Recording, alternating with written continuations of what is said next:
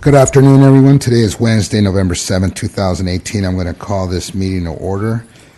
If we can all stand for the Pledge of Allegiance. Place our right hand over our heart. Ready, begin. Pledge allegiance to the flag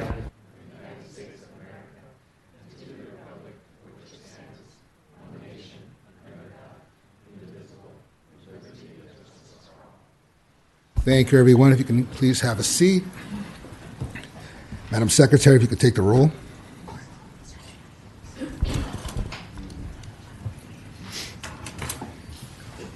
Madam Secretary, can you take the roll, please? Chair Villegas. Present. Vice Chair Silsby. Present. Member Palumbo. Present. Member Suisse. Present. And Member Miller is out of the country at this time. Thank you very much. At this time, we will address public comments. Have we received any requests from the public? No, sir. Okay, I will close the public comments. And at this time, the authority will consider approval of the minutes. So we can take a moment to review them. And if there's no corrections, I'll entertain a motion. Chair Villegas, I reviewed the minutes. I recommend approval. I'll second it. All those in favor say aye. Aye. Aye.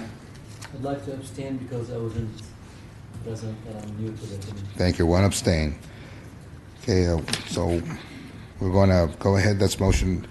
A motion is approved. We're going to move on to item number 2, the appointment of the new city member to the Orange County Civic Center Authority. The appointment of new city Orange County Civic Center Authority, Mr. Fuad Swice to the Civic Center. Do I have a motion? Yes, Chairman Villegas. I've worked with Mr. Swice as the Public Works Director, and so welcome him to the Civic Center Authority after the vote here. So with that, I would move that recommendation. Thank you. Is there a second? Second. I think all those in favor say aye. Aye. Motion passes. We'll move on to item number 3, the appointment of new county member to the Orange County Civic Center Authority.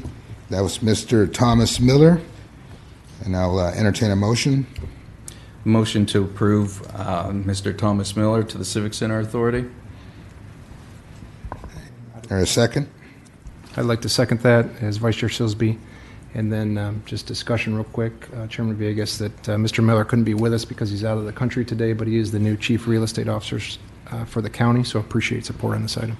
Very good. Thank you, sir. All those in favor say aye. Aye. Motion passes. And we're going to move on to item number 4, which is an update of the Orange County Civic Center parking maintenance. And who do we have for that? Are you, Mr. Vice Chair? Yeah, thank you, Chairman. I'll just speak to that at a high level. So as with every year with the Civic Center Authority budget, the city staff and the county staff try to work together to just ensure that the operating costs of the Civic Center are taken into consideration, projected, and forecasted to make recommendations to this body. And those are pretty matter of fact. It deals with utility costs and equipment costs, things like that. And then we had bond payment issues. That was Section 2 of the budget. And last cycle, we paid off those debts for the Civic Center Authority, so that was great work by the group here. So Section 2 of the budget will be pretty minimal, which brings us to Section 3, which are the special projects portion of the budget. That's the one where we have the most interaction and most discussion, and it makes up the largest part, generally, of the capital portion of the budget. So I would just report today that from the county's perspective, we put together a plan for capital projects and maintenance of primarily the parking structures. That's where we live, kind of in the budget side. And for current year, we're projecting to complete all of our projects that were listed, either completing or encumbering all those. And then we have some that we would propose for the fiscal year 1920. And then we could talk about overall contributions from the county and the city, whether that be up, down, or to stay the same. And with that, I would offer, if there's anybody from the city that wants to report on their special projects, we'd appreciate that. Thank you, Mr. Vice Chair. Do we have anyone else from the authority like to make a comment or have any questions? If I can, Ron Ono, Parks and Recreation. On the projects that the city side has been responsible for, we've completed the irrigation installation and some of the fountain renovation work. There are several projects that the budget is proposing to carry over till next year, and I'll go through those really quickly. Even though they were close to completing those projects by the end of the year, the staff decided let's carry it over just to make sure we have the sufficient funding to complete all those projects. One is the ADA ramp from the City Hall parking structure to the Plaza of the Sun. That project is actually scheduled for City Council review in November. And the Civic Center lift station plans are 90% completed. And we anticipate actually advertising those in December and starting construction around March and October. The drought tolerant landscaping and Japanese garden projects, the plans are close to completion, and we anticipate actually starting doing an award in around April and completing by July. So even though those are near completion by the end of the fiscal year, the request is to carry over those budgets just in case the project moves forward. The new projects that the city is proposing is to recaulk the Plaza of the Flags. We have leakage under the garage. Also to redo the dry stream bed by the courthouse. That project actually was budgeted several years ago, was put on hold because the state is actually completing the sealing of their garage area. That has been done. So we're proposing to rebudget that. There's several other items for consideration, and that is to actually do a structural analysis of the Plaza of the Flags, and also to consider possibly bringing back an older project, which is renovating the Parton Street entrance, Senate Boulevard and Parton Street project. And with that, I'll turn it over to the county if they wanted to add any more to what they need to identify next year's budget. Do I have anyone else wish to comment or a question regarding the item? The only thing I would mention, Chair, is we'll continue to work between city and county and the city manager's office to talk about how we project the budget. I don't want to put anybody on the spot here today on whether we keep it the same as prior years or we go up or down. I know we have some proposition implications both at the state level and the local level that may affect funding. So we just ask to continue to working with the city on that and bring a recommendation back. And if it's going to significantly affect how we operate the budget, then I may request that we have a special meeting to discuss those allocations specifically. Thank you for your time. Thank you, Mr. Vice Chair, and you have my word on the my commitment to work together with the county to make sure that we have a good working relationship regarding the Civic Center and all items. We're going to move on to item number 5, which is an update on the Civic Center master plan, Civic Center master improvements. Do I have someone wish to comment from the authority? Chairman, this is Vice Chair Silsby. I'll do a quick run through for you, and I think I have mouse capabilities here. Yes, I do. Maybe I'll start with the video here first. I think some of the authority members have seen this video, but I'll just run through it real quick just to get an idea of the overall facility strategic plan. So this is what we refer to. You'll hear it called the Civic Center's Facility Strategic Plan. This is an after shot if all phases were complete. So obviously you have Ross Street here in the foreground, Santa Ana Boulevard heading off to the right.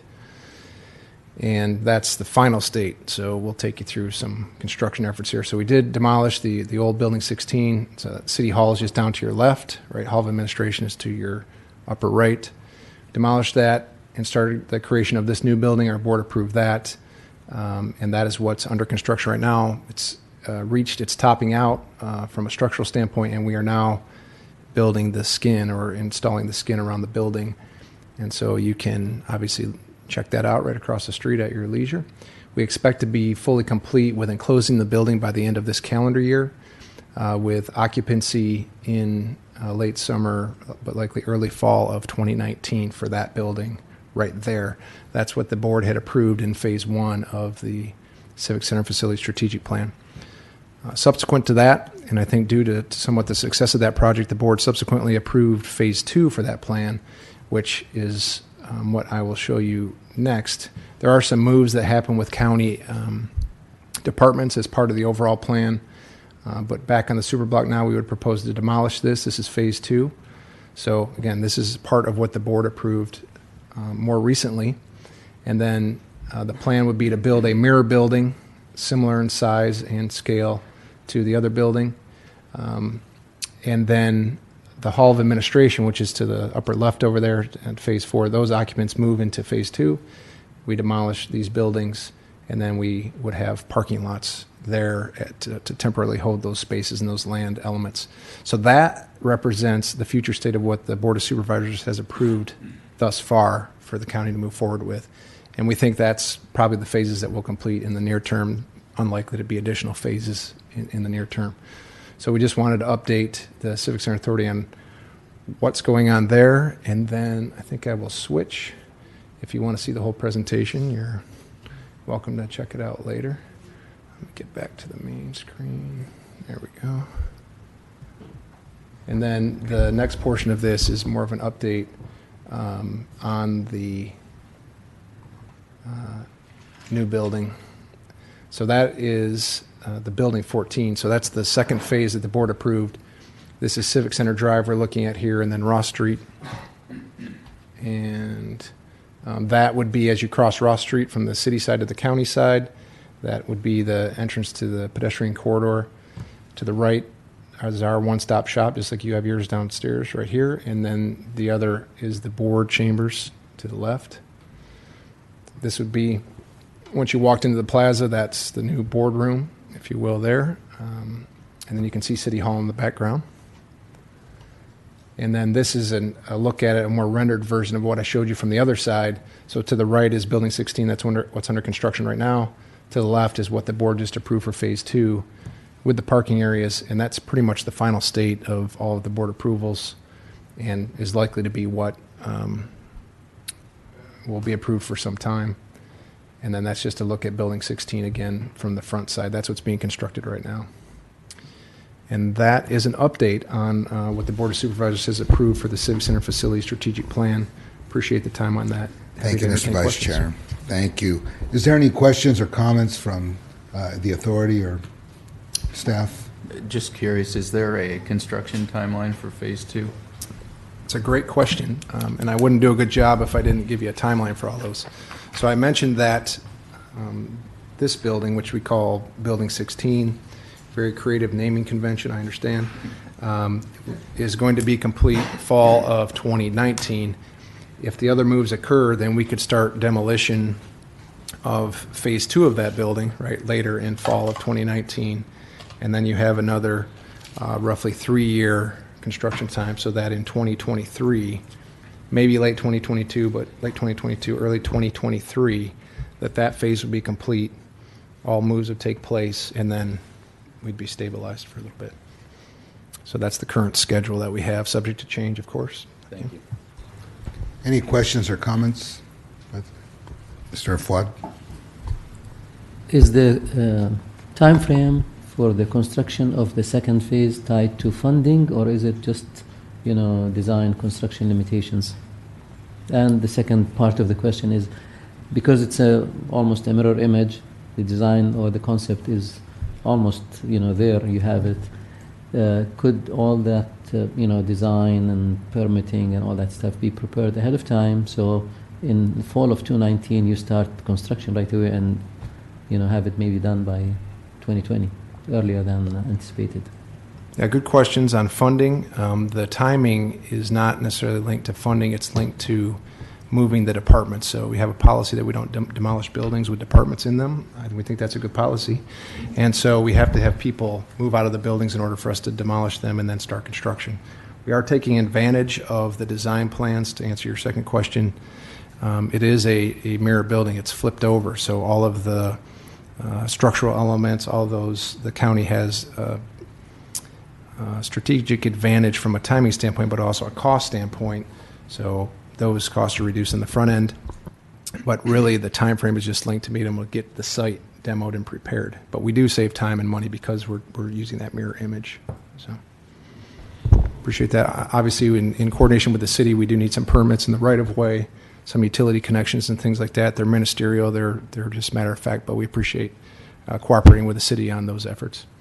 I have a question, Mr. Vice Chair. In the presentation, I see a fence, like a large fence. Is this whole area going to be fenced off? Yeah, that fence right there. I noticed that. Yeah. And then some of them has it, some of them doesn't. So Yeah. is that fence, is that, what it's going to look like, or it's going to be a little taller? Is it going to encase the whole thing, or can you speak on that, or is there any Sure, I can- information on that? Yeah, I can try to speak to that. The idea is to try to secure the site after business hours, and that type of fencing, which is kind of a vertical gray pylon type, is represented in the campus as well. So it's an accent to that. So the idea was to control the access points and then use kind of the buildings as the perimeter where fencing wouldn't be. So that is the idea, to try to secure the site after business hours. Is that area going to include the parking lot, or is that Yes. going to be open? I believe that is the plan, that the fence would, you'd have gates, obviously, or access points along the north-south pedestrian corridor, which is right to left in this screen. And then the parking would be also secured, except for the vehicle gates, obviously, during the day, with the secure fencing. I see. Thank you very much. Sure. Just a little curious about that. Is there any other questions or comments from staff? Mr. Fuad? If I may, we saw half of the video presentation just for the benefit of the public. Do you mind finishing the whole thing so we have a complete idea about the whole Civic Center? Yeah, if the chairman wants to see it, I'm happy to show the video. Absolutely. We've got Okay. time. We're ahead of schedule. Okay, good. You run a very efficient meeting, so we give us a chance to do this. That's the here. way everyone likes it. Yeah. Let me see here if I can get back into here. Let me move ahead a little bit. Yeah, you're testing my capabilities with this mouse here. But. Okay. Go further.